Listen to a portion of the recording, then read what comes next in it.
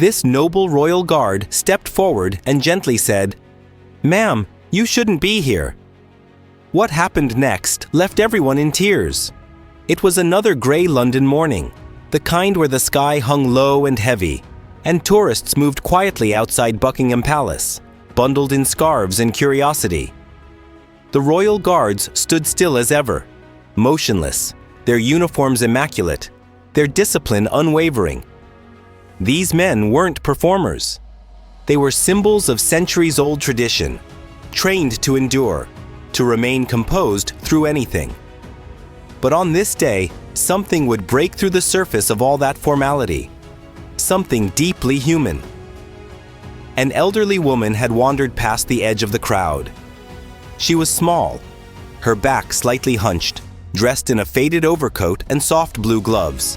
She walked with care, each step measured and deliberate. In one hand, she clutched a worn leather purse. In the other, a cane that had clearly seen decades of life. And she didn't seem to realize where she was heading. She slowly moved beyond the designated tourist zone, crossing an invisible boundary that no one dared to pass. The crowd murmured. Some reached for their phones. Others instinctively pulled back, unsure of what might happen. One of the royal guards noticed her. With crisp precision, he broke from his post, something they almost never do. His boots tapped sharply on the pavement as he approached the woman, but there was no harshness in his stride, no anger, just intent and calm authority. He stopped in front of her, gently lowering his voice. "Ma'am, you shouldn't be here," he said softly, his accent crisp yet kind. The woman blinked, confused. "I'm sorry," she replied, her voice trembling. "I didn't mean to. I used to walk here every Sunday. Back in the war, I was a nurse." A silence fell over the onlookers. The guard's posture shifted, almost imperceptibly, but it was there. A subtle bend at the shoulders, a breath drawn more deeply than before. "A military nurse?" he asked, lowering his head slightly to meet her eyes. She nodded slowly. "Royal Army Medical Corps? 1943.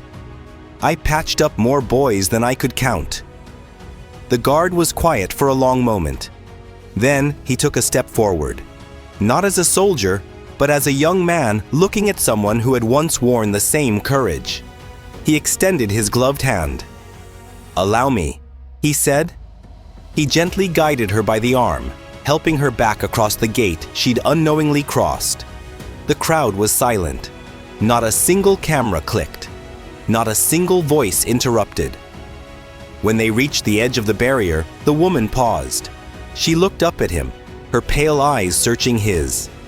"I never thought I'd be back here," she whispered. "And I never imagined someone would help me like that."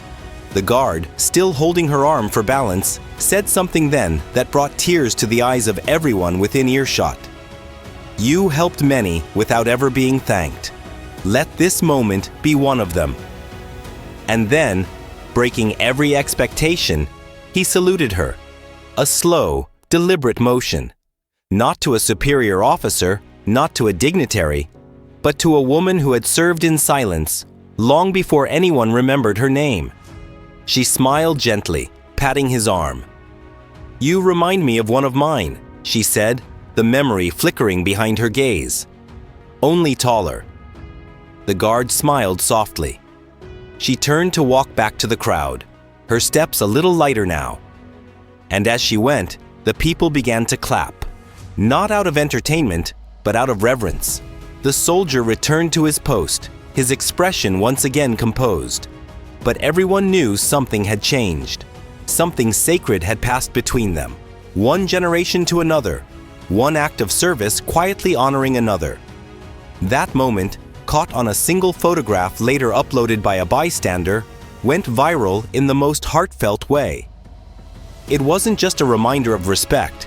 It was a celebration of empathy, of legacy, and of the quiet strength that connects us all. Because sometimes, true honor isn't just about standing guard. It's about knowing when to walk beside someone who once stood guard for you. As she disappeared into the crowd, a little girl, no more than 5, stepped forward from her mother's side, pointing at the guard. "Mommy," she whispered, "was that lady a hero?" Her mother knelt beside her, eyes glistening. "Yes, sweetheart, a quiet one. And sometimes those are the bravest kind." The guard heard it too. His gaze briefly followed the woman as she vanished from sight, then rested on the little girl. In that single, fleeting moment, the present honored the past, and the future learned what true honor looks like. Not in ceremony or medals, but in compassion, memory, and the courage to care.